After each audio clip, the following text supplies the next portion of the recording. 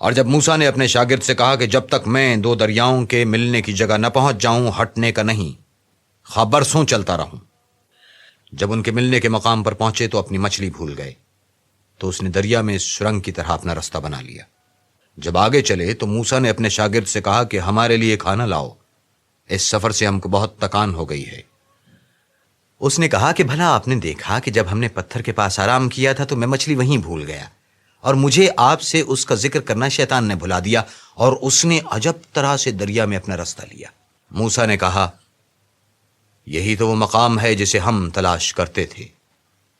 تو وہ اپنے پاؤں کے نشان دیکھتے دیکھتے لوٹ گئے۔ وہاں انہوں نے ہمارے بندوں میں سے ایک بندہ دیکھا جس کو ہم نے اپنے ہاں سے رحمت یعنی نبوت یا نعمت ولایت دی تھی اور اپنے پاس سے علم بخشا تھا۔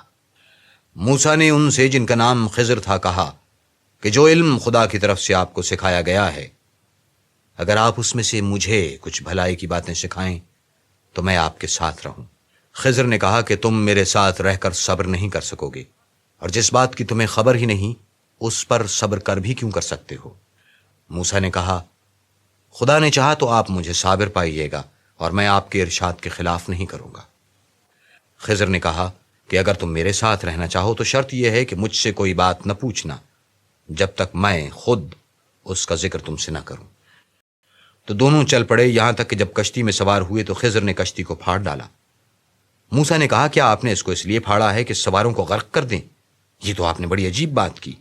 خضر نے کہا کیا میں نے نہیں کہا تھا کہ تم میرے ساتھ صبر نہ کر سکو گے؟ موسیٰ نے کہا کہ جو بھول مجھ سے ہوئی اس پر مواخذہ نہ کیجیے، اور میرے معاملے میں مجھ پر مشکل نہ ڈالیے۔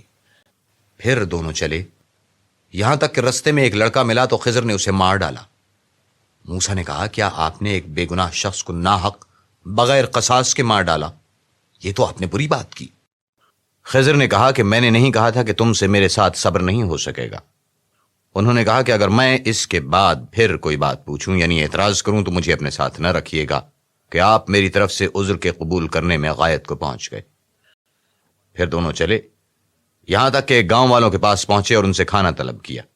انہوں نے ان کی ضیافت کرنے سے انکار کیا۔ پھر انہوں نے وہاں ایک دیوار دیکھی جو جھک کر گرا چاہتی تھی، تو خضر نے اس کو سیدھا کر دیا۔ موسیٰ نے کہا کہ اگر آپ چاہتے تو ان سے اس کا معاوضہ لیتے تاکہ کھانے کا کام چلتا۔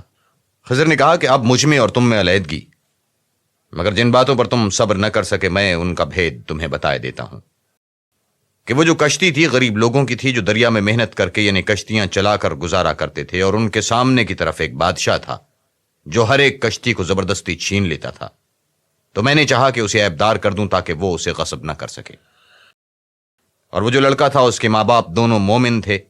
ہمیں اندیشہ ہوا کہ وہ بڑا ہو کر بد کردار ہوگا، کہیں ان کو سرکشی اور کفر میں نہ پھنسا دے۔ تو ہم نے چاہا کہ ان کا پروردگار اس کی جگہ ان کو اور بچہ عطا فرمائے جو پاک تینتی میں بہتر اور محبت میں زیادہ قریب ہو۔ اور وہ جو دیوار تھی سو دو یتیم لڑکوں کی تھی جو شہر میں رہتے تھے، اور اس کے نیچے ان کا خزانہ مدفون تھا، اور ان کا باپ ایک نیک آدمی تھا۔